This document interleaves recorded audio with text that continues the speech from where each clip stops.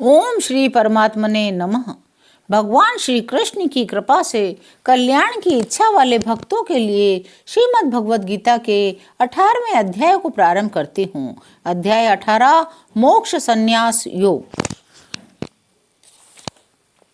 अर्जुन बोले, हे महाबाहो, हे अंतर्यामीन, हे वासुदेव, मैं संन्यास और त्याग के तत्व को पृथक पृथक जानना चाहता हूँ। श्री भगवान बोले, कितने ही पंडित जन तो काम्य कर्मों के त्याग को संन्यास समझते हैं। दूसरे विचार कुशल पुरुष सब कर्मों के फल के त्याग को त्याग कहते हैं। स्त्री, पुत्र और धन आदि प्रिय वस्तुओं की प्राप्ति के लिए तथा रोग संकट आदि की निवृत्ति के लिए जो यज्ञ, दान, तप और उपासना आदि कर्म किए जाते हैं उनका नाम काम्य कर्म है। ईश्वर की भक्ति, देवताओं का पूजन, माता पिता गुरुजनों की सेवा, यज्ञ, दान, तप, वर्णाश्रम के अनुसार आजीविका द्वारा गृहस्थ का निर्वाह, शरीर संबंधी खान पान इत्यादि जितने कर्तव्य कर्म हैं उन सब में इस लोक और परलोक की संपूर्ण कामनाओं के त्याग का नाम सब कर्मों के फल का त्याग है। कई एक विद्वान ऐसा कहते हैं, कर्म मात्र दोष युक्त है इसलिए त्यागने के योग्य हैं। लेकिन कई विद्वान कहते हैं, यज्ञ, दान और तप रूपी कर्म त्यागने योग्य नहीं हैं। हे पुरुष श्रेष्ठ अर्जुन, संन्यास और त्याग इन दोनों में से पहले त्याग के विषय में तू मेरा निश्चय सुन, क्योंकि त्याग सात्विक, राजस और तामस भेद से 3 प्रकार का कहा गया है। यज्ञ, दान और तप रूपी कर्म त्याग करने के योग्य नहीं है, बल्कि वह तो अवश्य कर्तव्य हैं, क्योंकि यज्ञ, दान और तप ये तीनों ही कर्म बुद्धिमान पुरुषों को पवित्र करने वाले हैं। वह मनुष्य बुद्धिमान है जो फल और आसक्ति को त्याग कर केवल भगवत अर्थ में कर्म करता है। इसलिए हे पार्थ, इन यज्ञ, दान और तप रूप कर्मों को तथा और भी संपूर्ण कर्तव्य कर्मों को आसक्ति और फलों का त्याग करके अवश्य करना चाहिए। यह मेरा निश्चय किया हुआ उत्तम मत है। निषिद्ध और काम्य कर्मों का तो स्वरूप से त्याग करना ही उचित है, परंतु नियत कर्म का स्वरूप से त्याग करना उचित नहीं है। इसलिए मोह के कारण उसका त्याग कर देना तामस त्याग कहा गया है। जो कुछ कर्म है वह सब दुख रूप ही है। ऐसा समझकर यदि कोई शारीरिक क्लेश के भय से कर्तव्य कर्मों का त्याग कर दे तो ऐसा राजस त्याग करके त्याग के फल को किसी प्रकार भी नहीं पाता। हे अर्जुन, जो शास्त्र विहित कर्म करना कर्तव्य है, इसी भाव से आसक्ति और फल का त्याग करके किया जाता है, वही सात्विक त्याग माना गया है। जो मनुष्य अकुशल कर्म से तो द्वेष नहीं करता, कुशल कर्म में आसक्त नहीं होता, वह शुद्ध व सत्व गुण से युक्त पुरुष, संशय रहित, बुद्धिमान और सच्चा त्यागी है। क्योंकि शरीरधारी किसी भी मनुष्य के द्वारा संपूर्णता से सब कर्मों का त्याग किया जाना शक्य नहीं है। इसलिए जो कर्म फल का त्यागी है वही त्यागी है, यह कहा जाता है। कर्म फल का त्याग न करने वाले मनुष्यों के कर्मों का तो अच्छा, बुरा और मिला हुआ 3 प्रकार का फल मरने के पश्चात अवश्य होता है, किंतु कर्म फल का त्याग कर देने वाले मनुष्यों के कर्मों का फल किसी काल में भी नहीं होता। हे महाबाहो, संपूर्ण कर्मों की सिद्धि के ये 5 हेतु कर्मों का अंत करने के लिए उपाय बतलाने वाले सांख्य शास्त्र में कहे गए हैं, उनको तो मुझसे भली भांति जान। इस विषय में अर्थात कर्मों की सिद्धि में अधिष्ठान और कर्ता तथा भिन्न भिन्न प्रकार के करण एवं नाना प्रकार की अलग अलग चेष्टाएं और वैसे ही 5वां हेतु देव है। जिनके आश्रय कर्म किए जाएं उसका नाम अधिष्ठान है। जिन जिन इंद्रियादिकों साधनों के द्वारा कर्म किए जाते हैं उनका नाम करण है। पूर्वकृत शुभाशुभ कर्मों के संस्कारों का नाम देव है। मनुष्य मन, वाणी और शरीर से शास्त्रानुकूल अथवा विपरीत जो कुछ भी कर्म करता है उसके ये 5 कारण हैं। परंतु ऐसा होने पर भी जो मनुष्य अशुद्ध बुद्धि होने के कारण सत्संग और शास्त्र के अभ्यास से तथा भगवत अर्थ कर्म और उपासना के करने से मनुष्य की बुद्धि शुद्ध होती है। इसलिए जो उपर्युक्त साधनों से रहित है उसकी बुद्धि अशुद्ध है, ऐसा समझना चाहिए। परंतु ऐसा होने पर भी जो मनुष्य अशुद्ध बुद्धि होने के कारण उस विषय में यानी कर्मों के होने में केवल शुद्ध स्वरूप आत्मा को कर्ता मानता है, वह मलिन बुद्धि वाला अज्ञानी यथार्थ नहीं समझता। जिस पुरुष के अंतःकरण में मैं करता हूँ ऐसा भाव नहीं है, जिसकी बुद्धि सांसारिक पदार्थों में और कर्मों में लिपायमान नहीं होती, वह पुरुष इन सब लोगों को मार कर भी वास्तव में न तो मारता है न ही पाप से बंधता है। जैसे अग्नि, वायु और जल के द्वारा प्रारब्धवश किसी प्रकार की हिंसा होती देखने में आवे तो भी वह वास्तव में हिंसा नहीं है, वैसे ही जिस पुरुष का देह में अभिमान नहीं है, स्वार्थ रहित केवल संसार के हित के लिए ही जिसकी संपूर्ण क्रियाएं होती है, उस पुरुष के शरीर और इंद्रियों द्वारा यदि किसी प्राणी की हिंसा होती हुई लोक दृष्टि में देखी जाए तो भी वह वास्तव में हिंसा नहीं है, क्योंकि आसक्ति, स्वार्थ और अहंकार के न होने से किसी प्राणी की हिंसा हो ही नहीं सकती। बिना कर्तव्य अभिमान के किया हुआ कर्म वास्तव में अकर्म ही है, इसलिए वह पुरुष पाप से नहीं बनता। ज्ञाता, ज्ञान और ज्ञेय ये तीन प्रकार के कर्म प्रेरणा हैं। कर्ता, करण और क्रिया ये तीन प्रकार के कर्म संग्रह हैं। जानने वाले का नाम ज्ञाता है, जिसके द्वारा जाना जाए उसका नाम ज्ञान है। जानने में आने वाली वस्तु का नाम ज्ञेय है। कर्म करने वाले का नाम कर्ता है। जिन साधनों से कर्म किया जाए उनका नाम करण है और करने का नाम क्रिया है। गुणों की संख्या करने वाले शास्त्र में ज्ञान और कर्म कर्ता गुणों के भेद से तीन तीन प्रकार के ही कहे गए हैं, उनको भी तू मुझसे भली भांति सुन। जिस ज्ञान से मनुष्य पृथक पृथक सब भूतों में एक अविनाशी परमात्मा भाव को विभाग रहित समभाव से स्थित देखता है, उस ज्ञान को तू सात्विक जान। किंतु जो ज्ञान अर्थात जिस ज्ञान के द्वारा मनुष्य संपूर्ण भूतों में भिन्न भिन्न प्रकार के नाना भावों को अलग अलग जानता है, उस ज्ञान को तू राजस ज्ञान जान। परंतु जो ज्ञान एक कार्य रूप शरीर में ही संपूर्ण के सदृश आसक्त हैं, जो बिना युक्ति वाला, तात्विक अर्थ से रहित और तुच्छ है, वह तामस ज्ञान कहा गया है। जो कर्म शास्त्र विधि से नियत किया हुआ कर्तापन के अभिमान से रहित हो, फल न चाहने वाले पुरुष द्वारा बिना राग द्वेष के किया गया हो, वह सात्विक कर्म कहा जाता है। परंतु जो कर्म बहुत परिश्रम से युक्त होता है तथा भोगों को चाहने वाले पुरुष द्वारा या अहंकार युक्त पुरुष द्वारा किया जाता है, वह कर्म राजस कर्म कहा गया है। जो कर्म परिणाम, हानि, हिंसा और सामर्थ्य को न विचार कर केवल अज्ञान से आरंभ किया जाता है, वह तामस कर्म कहा जाता है। जो कर्ता संग रहित, अहंकार के वचन न बोलने वाला, धैर्य और उत्साह से युक्त, कार्य के सिद्ध होने या न होने में हर्ष शोक आदि विकारों से रहित है, वह सात्विक कहा जाता है। जो कर्ता आसक्ति से युक्त, कर्मों के फल को चाहने वाला, लोभी है, दूसरों को कष्ट देने के स्वभाव वाला, अशुद्धाचारी, हर्ष शोक से लिप्त है, वह राजस कहा गया है। जो कर्ता अयुक्त, शिक्षा से रहित, घमंडी, धूर्त और दूसरों की जीविका का नाश करने वाला तथा शोक करने वाला, आलसी और दीर्घसूत्री है, वह तामस कहा जाता है। दीर्घसूत्री उसको कहा जाता है जो थोड़े काल में होने लायक साधारण कार्य को भी फिर कभी कर लेंगे, ऐसी आशा से बहुत काल तक पूरा नहीं करता। हे धनंजय, अब तो बुद्धि का और घृति का भी गुणों के अनुसार तीन प्रकार का भेद मेरे द्वारा संपूर्णता से विभाग पूर्वक कहा जाने वाला सुन। हे पार्थ, जो बुद्धि प्रवृत्ति मार्ग और निवृत्ति मार्ग को, कर्तव्य और अकर्तव्य को, भय और अभय को, बंधन और मोक्ष को यथार्थ जानती है, वह बुद्धि सात्विकी है। गृहस्थ में रहते हुए फल और आसक्ति को त्याग कर भगवत अर्पण बुद्धि से केवल लोक शिक्षा के लिए राजा जनक की भांति बरतने का नाम प्रवृत्ति मार्ग है। देहाभिमान को त्याग कर केवल सच्चिदानंद घन परमात्मा में एक ही भाव से स्थित हुए श्री सुखदेव जी और सनकादिकों की भांति संसार से उपराम होकर विचरने का नाम निवृत्ति मार्ग है। हे पार्थ, मनुष्य जिस बुद्धि के द्वारा धर्म और अधर्म को, कर्तव्य और अकर्तव्य को भी यथार्थ नहीं जानता, वह बुद्धि राजसी है।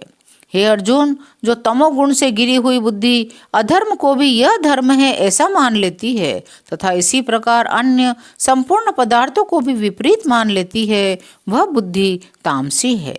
हे पार्थ, जिस अव्यभिचारिणी धारणा शक्ति से मनुष्य ध्यान योग के द्वारा मन, प्राण और इंद्रियों की क्रियाओं को धारण करता है, वह घृति सात्विकी है। मन, प्राण और इंद्रियों को भगवत प्राप्ति के लिए भजन, ध्यान और निष्काम कर्मों में लगाने का नाम उनकी क्रियाओं को धारण करना है।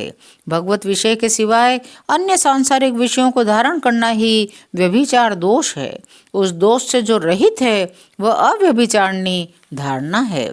परंतु हे प्रथापुत्र अर्जुन, फल की इच्छा वाला मनुष्य जिस धारणा शक्ति के द्वारा अत्यंत आसक्ति से धर्म, अर्थ और कामों को धारण करता है, वह धारण शक्ति राजसी है। हे पार्थ, दुष्ट बुद्धि वाला मनुष्य जिस धारण शक्ति के द्वारा निंद्रा, भय, चिंता, दुख को, उन्मत्ता को भी नहीं छोड़ता, धारण ही किए रहता है, वह धारण शक्ति तामसी है। हे भरत श्रेष्ठ, अब 3 प्रकार के सुख को भी तू मुझसे सुन।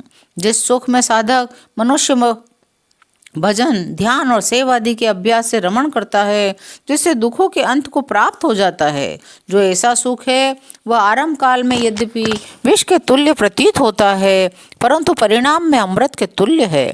इसलिए वह परमात्मा विषयक बुद्धि के प्रसाद से उत्पन्न होने वाला सुख सात्विक कहा गया है। जैसे खेल में आसक्ति वाले बालक को विद्या का अभ्यास मूढ़ता के कारण प्रथम विष के तुल्य भासता है, वैसे ही विषयों में आसक्ति वाले पुरुष को भगवत जन, ध्यान, सेवा आदि साधनों का अभ्यास मर्म में न जानने के कारण पहले विष के तुल्य प्रतीत होता है। जो सुख विषय और इंद्रियों के संयोग से होता है, वह पहले भोग काल में अमृत के तुल्य प्रतीत होने पर भी परिणाम में विष के तुल्य है। बल, वीर्य, बुद्धि, धन, उत्साह, परलोक का नाशक होने से विषय और इंद्रियों के संयोग से होने वाले सुख को परिणाम में विष के तुल्य कहा है, इसलिए वह सुख राजस कहा गया है। जो सुख भोग काल में परिणाम में भी आत्मा को मोहित करने वाला है, वह निंद्रा, आलस्य और प्रमाद से उत्पन्न सुख तामस कहा गया है। पृथ्वी में, आकाश में अथवा देवताओं में इनके सिवा और कहीं भी ऐसा कोई भी सत्व नहीं है जो प्रकृति से उत्पन्न इन 3 गुणों से रहित हो।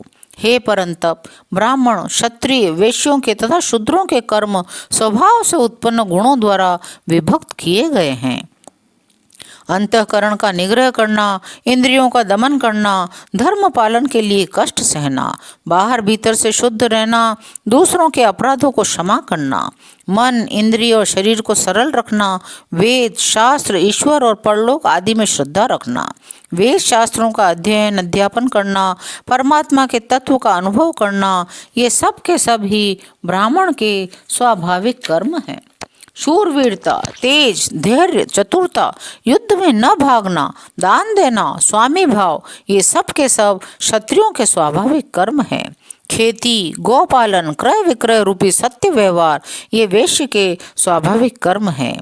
वस्तुओं के खरीदने और बेचने में तोल, नाप और गिनती आदि से कम देना अथवा अधिक लेना, वस्तु को बदलकर एक वस्तु में दूसरी खराब वस्तु मिलाकर दे देना, अच्छी ले लेना, नफा, आड़त, दलाली ठहराकर उससे अधिक दाम लेना या कम देना, झूठ, कपट, चोरी और जबरदस्ती से अथवा अन्य किसी प्रकार से दूसरे के हक को ग्रहण कर लेना इत्यादि दोषों से रहित जो सत्यता पूर्वक पवित्र वस्तुओं का व्यवहार है, उसी का नाम सत्य व्यवहार है। अपने अपने स्वाभाविक कर्मों में तत्परता से लगा हुआ मनुष्य भगवत प्राप्ति रूप परम सिद्धि को प्राप्त हो जाता है। अपने स्वाभाविक कर्म में लगा हुआ मनुष्य जिस प्रकार से कर्म करके परम सिद्धि को प्राप्त होता है, उस विधि को तू सुन। जिस परमेश्वर से संपूर्ण प्राणियों की उत्पत्ति हुई है, जिससे यह समस्त जगत व्याप्त है, जैसे बल बर्फ जल से व्याप्त है, वैसे ही संपूर्ण संसार सच्चिदानंद घन परमात्मा से व्याप्त है। उस परमेश्वर की अपने स्वाभाविक कर्मों द्वारा पूजा करके मनुष्य परम सिद्धि को प्राप्त हो जाता है। जैसे पतिव्रता स्त्री पति को ही सर्वस्व समझकर पति का चिंतन करती हुई पति की आज्ञा अनुसार पति के लिए ही मन, वाणी और शरीर से कर्म करती है, वैसे ही परमेश्वर को ही सर्वस्व समझकर परमेश्वर का चिंतन करते हुए परमेश्वर की आज्ञा के अनुसार मन, वाणी और शरीर से परमेश्वर के लिए ही स्वाभाविक कर्तव्य कर्म का आचरण करना कर्म द्वारा परमेश्वर को पूजना है। अच्छी प्रकार आचरण किए हुए दूसरे के धर्म से गुण रहित भी अपना धर्म श्रेष्ठ है, क्योंकि स्वभाव से नियत किए हुए स्वधर्म रूपी कर्म को करता हुआ मनुष्य पाप को प्राप्त नहीं होता। हे कुंती पुत्र, दोष युक्त होने पर भी सहज कर्म को नहीं त्यागना चाहिए। प्रकृति के अनुसार शास्त्र विधि से नियत किए हुए जो वर्णाश्रम के धर्म सामान्य धर्म रूपी स्वाभाविक कर्म हैं, उनको ही यहाँ स्वधर्म, सहज कर्म, स्वकर्म, नियत कर्म, स्वभावज कर्म, स्वभाव नियत कर्म इत्यादि नामों से कहा गया है। हे कुंती पुत्र, दोष युक्त होने पर भी सहज कर्म को नहीं त्यागना चाहिए, क्योंकि धुएं से अग्नि की भांति सभी कर्म किसी न किसी दोष से युक्त हैं। सर्वत्र आसक्ति रहित बुद्धि वाला, स्पृहा रहित और जीते हुए अंतःकरण वाला पुरुष सांख्य योग के द्वारा उस परम नैष्कर्म्य सिद्धि को प्राप्त होता है, जो कि ज्ञान योग की पराकाष्ठा है। उस नैष्य कर्म सिद्धि को जिस प्रकार से प्राप्त होकर मनुष्य ब्रह्म को प्राप्त होता है, उस प्रकार को हे कुंती पुत्र तो संक्षेप में ही मुझसे समझ।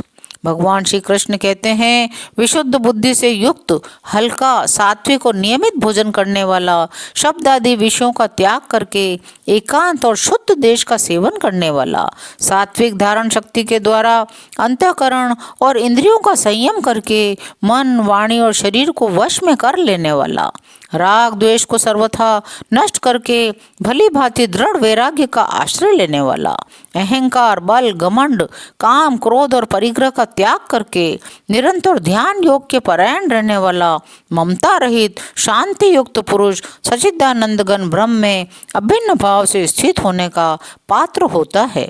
फिर वह सच्चिदानंद घन ब्रह्म में एक ही भाव से स्थित प्रसन्न मन वाला योगी न तो किसी के लिए शोक करता है, न किसी की आकांक्षा ही करता है। ऐसा समस्त प्राणियों में समभाव वाला योगी मेरी पराभक्ति को प्राप्त हो जाता है, जो तत्व ज्ञान की पराकाष्ठा है तथा जिसको प्राप्त होकर और कुछ जानना बाकी नहीं रहता, वही यहाँ पराभक्ति, ज्ञान की परानिष्ठा, परम निष्कर्म्य सिद्धि, परम सिद्धि इत्यादि नामों से कही गई है। उस पराभक्ति के द्वारा वह मुझ परमात्मा को मैं जो हूँ, जितना हूँ, ठीक वैसा का वैसा तत्व से जान लेता है। उसकी भक्ति से मुझको तत्व से जानकर तत्काल ही मुझ में प्रविष्ट हो जाता है। मेरे परायण हुआ कर्मयोगी तो संपूर्ण कर्मों को सदा करता हुआ भी मेरी कृपा से सनातन अविनाशी परम पद को प्राप्त हो जाता है। हे अर्जुन, सब कर्मों को मन से मुझ में अर्पण करके तथा समबुद्धि रूप योग को अवलंबन करके मेरे पारायण निरंतर मुझ में चित्त वाला हो। उपर्युक्त प्रकार से मुझ में चित्त वाला होकर तो मेरी कृपा से समस्त संकटों को अनायास ही पार कर जाएगा, और यदि अहंकार के कारण मेरे वचनों को न सुनेगा तो नष्ट हो जाएगा, अर्थात परमार्थ से भ्रष्ट हो जाएगा।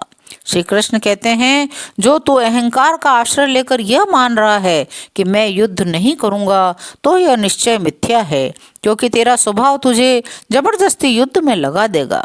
हे कुंती पुत्र, जिस कर्म को तू मोह के कारण करना नहीं चाहता, उसको भी अपने पूर्वकृत स्वाभाविक कर्म से बंधा हुआ परवश होकर करेगा।